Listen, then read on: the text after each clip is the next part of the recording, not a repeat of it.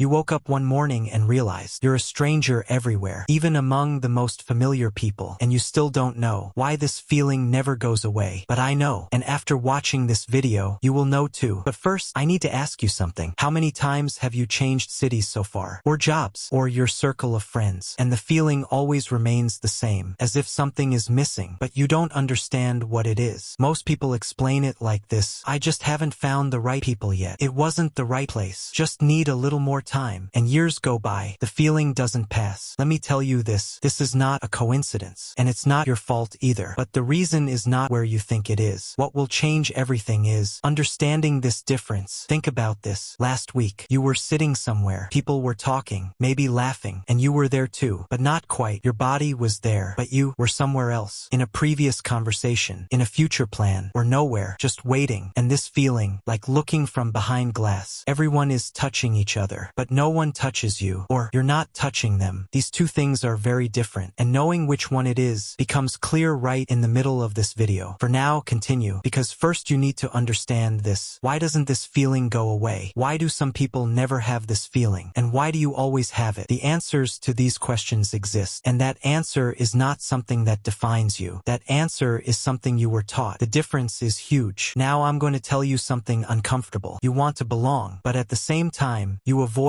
belonging every day at the same time, and you don't notice it because you don't feel this. You just do it. Why do you both want it and avoid it? It shows not where you belong, but who you are, and that is sometimes a difficult mirror to look into. But now, one more thing. When was the last time you fully opened up to a person? Think, really think. Why did you hesitate at that moment? Because you hesitated. You always hesitate, and that hesitation is a calculation, not fear. What if they see this much? Will I be too much? Will I regret it? You make this calculation every time without even realizing it. A scene, an evening, everyone is laughing, conversations are flowing. You laugh too, at the right time, at the right things, but inside, a quiet voice. Why am I here? It says. It's not a bad question. It just comes, unanswered, and you suppress it because it feels out of place. But that voice isn't out of place. That voice is you. Everything else is performance. Remember, we asked earlier, are they not touching you, or are you not touching them? The answer is, you are not touching, not intentionally, automatically, because contact feels dangerous. You experience this constantly. Being seen feels dangerous, and this feeling of danger was learned one day somewhere, and you forgot you learned it. Why does this happen? Why are some people comfortable in every environment, able to connect with every person, present everywhere, and why are you still searching? Three things, three mechanisms: quiet, invisible, but working every day. Each one pushes you one step back. Each one pulls you in a different way, and when you see each one, something inside you will say, that's me. But the third is the quietest, the one working deepest. We'll get to it last, because first we need to see the other two. Continue. Let's say this first. Belonging is not found. Hear that sentence again. Belonging is not found. It is built, and to build it there is a condition: to be seen. But to be seen there is also a condition: to feel safe. And to feel safe there is also a condition: to belong. Stop. Did you notice this cycle? You postpone being seen by waiting to belong, but you cannot belong without being seen. And this cycle feeds itself for years, and you explain this as shyness or introversion. But these words don't describe the cycle. They only hide it. I will give you three reasons. First reason, you present yourself conditionally. You are different in every environment, someone else next to every person. And this is very tiring, but you can't stop, because presenting the real you feels like a risk. What if they don't accept me? What if they find me too much? What if they get bored? And before you even ask these questions, you've already answered them on their behalf. For yourself, think of this scene. You're about to tell someone something you're genuinely excited about. You stop halfway. This isn't that interesting. I'm dragging it out too long. They might not understand. And you cut it short, or you don't say it at all. Then one day someone says to you, I really want to get to know you. And you laugh inside, bitterly, because you never let them get to know you in the first place. I present myself by making myself smaller, and then I complain about not being understood. Remember, we said you both want it and avoid it. Do you see it now? When you present a different you everywhere, which place could ever make you feel like you belong? The place isn't the problem. Which you bring is the problem. Second reason, you grew up as a reflection of your environment. Whichever environment approved of you, you adapted to it. This is normal, but you took it one step further. You didn't just adapt. You forgot to be yourself. New job, new people. The first days you watch how they talk, what they laugh at, what they take seriously, and without realizing it, you become like that too. word choices, reactions, attitudes. One day you stop. Who is this? Is this me? And that question is terrifying. But what's even scarier is this. You don't know the answer. I am different in different places, and in none of them am I fully myself. Third reason, this is the quietest one. You believe you don't deserve to belong. Not consciously, but it's there, deep down somewhere, without being questioned, without waiting for proof. It just exists, like a truth. A group invites you. You go. It goes well. They invite you again. And at that moment, a quiet voice inside. Do they really want me? Is it politeness? Maybe they felt obligated, and either you respond late or you accept apologetically. Of course I'll come if I'm not bothering you, as if you being there is a burden. I feel left out even when I'm included, because somewhere I believe this place is not my place. Where does this belief come from? From a very old place, older than you remember, when you were a child, when you weren't seen once, when you were rejected once, when you were found too much once. The brain made it a rule, or so it thought. You are like this everywhere, it said, and you believed it because you had no other reference, no other proof. Maybe you were forced to. These three mechanisms have seeped into every part of your life. In relationships, there's someone who wants to be close to you, and you push them away slowly, not consciously, with small delays, with half-heartedness, and they drift away, and you say, no one stays. But why? In your family, you feel like a stranger even among the most familiar people, because you played a role there for years. The role isn't you, but you forgot the role. Now you don't know who you are. You only know the role. At work, maybe you're successful, but one day you look and ask, is this me? Or more quietly, I don't know what I want. In your decisions, you can't figure out what you want because you learned too early to ask not what you want, but what is expected. And now the two are intertwined. Which is me? Which one was taught? In loneliness, you close the door and you breathe, finally. But even when you're alone, that voice is there with its questions. In social settings, you make an effort to fit in, but the more you fit in, the more you disappear. The more you disappear, the more foreign you feel. The more foreign you feel, the more you want to fit in. Cycle. Again. Are we back to the beginning? No. And now stop. I'm going to say something. This is not a tragedy. This is not a character flaw. This is not a condemnation. This is something learned. And things that are learned can change. But change is not easy. It's easy to say, just be yourself. But you've been practicing not being yourself for years. You learned the opposite. You learned camouflage. You learned to adapt. You learned to fade away. And now you want to come back. But to where? The thing called the real you feels uncertain. Not like an address. Like a feeling. And feelings are dangerous. You learned that too. You're too sensitive. You're exaggerating. Everyone has moments like this. And you fell silent. And as you fell silent, something sank. That feeling is still there, waiting to be heard. But that place isn't outside. It's hard to hear because you were looking outside, always for the right person, the right city, the right environment, as if a piece is missing, as if that piece is waiting for you somewhere. But think about this. In which moments did you truly feel like yourself? Which moments? Usually, either you were completely alone, or you truly trusted the person opposite you, or you were so absorbed in something, you couldn't think about what you were presenting. What does this mean? When control lifts, you come. When the anxiety of being watched stops, you come. When performance ends, you come. So you exist. You didn't disappear. You just hide yourself under certain conditions. And you created those conditions because once upon a time you had to. The problem isn't where you will belong. The problem is this. Who do I think I'm protecting by hiding myself? The answer is usually this. A small child. One who once wanted to be seen but couldn't be. One who once wanted acceptance but was rejected. One who once wanted to belong but was left out. That child is still inside you, and you are still protecting them from every new person, from every new environment, from every new opportunity. At the beginning of the video, I asked, why doesn't this feeling go away? Now you know, because you never fully went anywhere. You left a part of yourself at the door everywhere, and with the part left at the door, it's impossible to belong. I said the third mechanism was the quietest. You believe you don't deserve to belong. And now here's the question. In the last room you entered, did you enter as your whole self, or did you leave a part of yourself at the door? Don't answer right away. Think, because that answer tells you when you deem yourself worthy and when you don't. You already know the answer. And how does that answer feel? But also think this. If you are hiding yourself, who is the person opposite you talking to? The real you, or someone you constructed? And when they leave, did they leave you, or someone they never knew? There is another layer to this question, and you haven't seen it yet.